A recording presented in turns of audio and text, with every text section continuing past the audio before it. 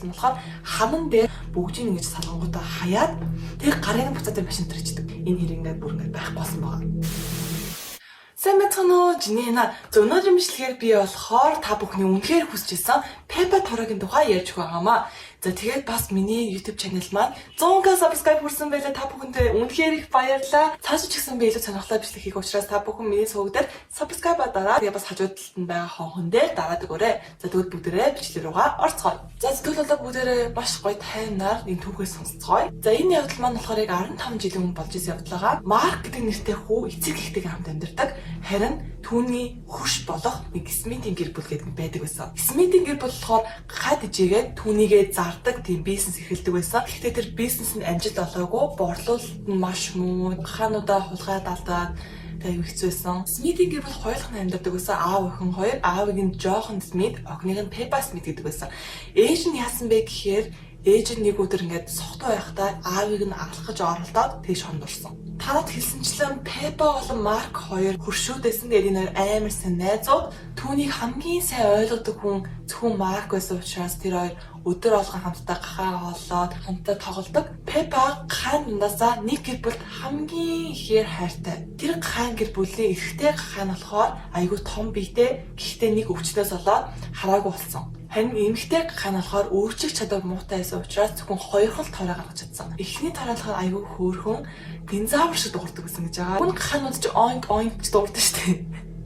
Тэгсэн чинь тэр тоороо болохоор айгүй хөөрхөн динозавр шиг дуурдаг байсан гэж байгаа. Тэгээд манай энэ Peppa маань болохоор энэ гахаанд айгүй дуртай байсан. За хоёр дахь тоороо болохоор яг л жирийн тоороонууд шиг. Гэхдээ бусдаас арай том биетэй. Тэгээд Марк болон Peppa-гийн хамгийн их дуртай зүйл нь болохоор ханан дээр шохоогоор зураг зурах байсан. Нэг өдөр Марк цэцэг зураад байж байхад Peppa өөрийнхөө хайр гахаан гэр бүлээ зурсан. Одоо би та бүхэнд энэ Peppa яг ямар зураг зурсныг тайлбарлаж өгье. За тэр Peppa болохоор ерөөхдөө бол тэр гахаануудаа хувцастай нүүрний хувиралтай яг Google-тэй кино шиг зурсан гэж байгаа. Хамгийн ихэнд яг энэ зургийг танад оруулж энэ зурган дээр тайлбарлаад өгье. За та бүхэн одоо энэ Peppa Pig-ийг харж байгаах. Яг амьдрал дээрээ сайн хардаггүй байсан болохоор Peppa маань ингээд нүдний шил зураад өгсөн байсан. Энэ хажууд талд нь болохоор ээж буюу Mama Pig нэ.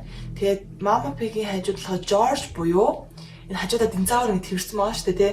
Динозавр шиг дуурдаг нөгөө нэг тооройгоо George гэж нэрлэнгүүтээ хажууд нь зүгээр динозаврын чихмэл тэрүүлсэн байгаа. Доор байгаа энэ тооройг Peppa Pig гэдэг. Тэр яагаад Peppa Pig гэж нэрлсэн бэ гэхээр энэ тоорооны ааш зан нь яг Peppa-тай яг адилхан байсан гэж байгаа.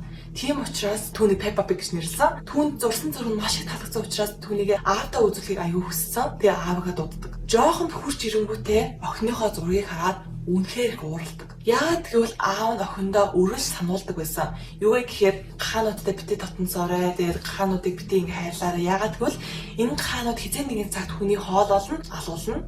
Тэгээд тийм учраас чин сэтгэлч өвднөө тэгэхээр гахаануудтай битээ ойрхон байгаарай гэж аав нь дандаа сануулдаг байсан ч гэсэн Peppa энэ таван гахаатай амар тотно болоод зураг мөрийн зураад аюу тотноссон байсан учраас аав нь ерөөхдөө маш их ууралсан. Тэгээд аав нь бас дахиад нэг юм хэлдэг. Тэр нь юу вэ гэхээр одоо энэ гахаан гэр бүлийн аав нь ингээ өвчтэй хараагүй болсон учраас энэ гахаануудыг эхлээд алах хэрэгтэй байна гэд охиндоо хэлсэн чинь охин нь уйлаад битээ аваа гуйж ин битээ алгаад өгөөжтэй энэ чинь хамгийн хайртай гахаан штэ амар гуйдаг. Тэгсэн чинь аав нь бүр уурлаад охиныгоо зойрондоо түүждэг. Хэцүү хугацаа өнгөрсний дараа Peppa Mark дээр амар гүгээ хүрдэг байхгүй.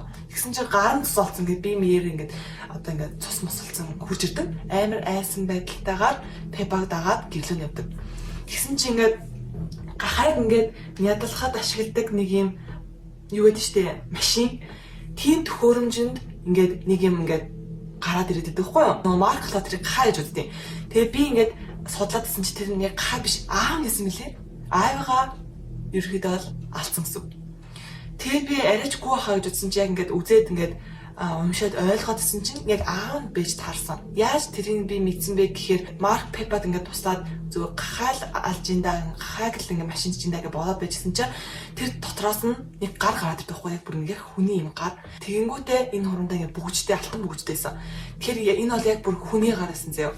Тэгээд гар гараад ирсэн чинь Peppa ингэж авангуудаа гараа авангуудаа шууд бүгжийг ингэж салгангуудаа хаяад тэр гарыг нь буцаад машин дээр ичдэг. Тэгмүүтээ Peppa бүх ажлаа дуусгангуудаа Mark-д баяртай гэж хэлэнгүүтээ нөгөө юм аваад гэрлүү авчдаг. Тэрний дараа Марк тэрээр уулзаагүй бараг л нэг 7 хонсон. Эцэст нь Марк Пеппагийн гэрлөө очтол гэрт нь Пеппач байхгүй, аавч байхгүй, бүгд байхгүйдэг. Энэ 5 гайн тавуулах нь л bijдэг. Тэгэнгүүт Марк эцэгтэй хэлээд Пеппагийн гэрийнх нь ингээ байхгүй болсон байна. Одоо яах вэ гэсэн чинь эцэгийнх нь цагдаа дуудаад тэгээд цагдаа гэрт нь хөөдөрсөн чинь нэрнгээсээ одоо ямар ч тийм уул мөр байхгүй, Пеппагийн уул мөр байхгүй, аав нь бас яасныг мэдэхгүй ингээд энэ хэрэг ингээ хаагддаг. Мэдээж цагдаа нар Марк хөвшин байсан учраас Марк дээр очиж нилээ идэм асуудаг. Одоо Пеппаг харсан уу? Хамгийн сүүл хизээ харсан бэ?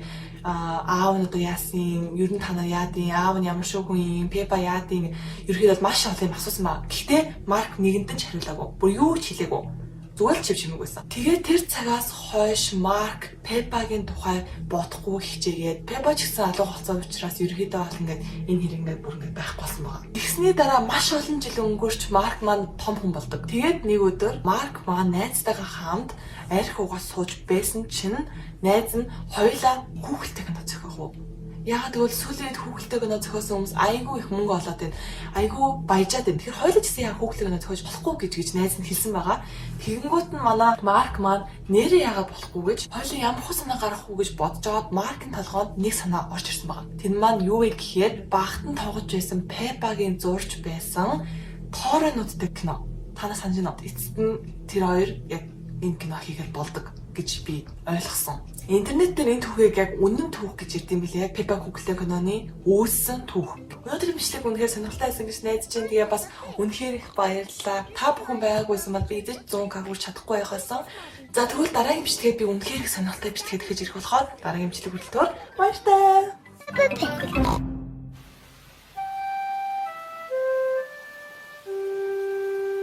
Muddy puddles.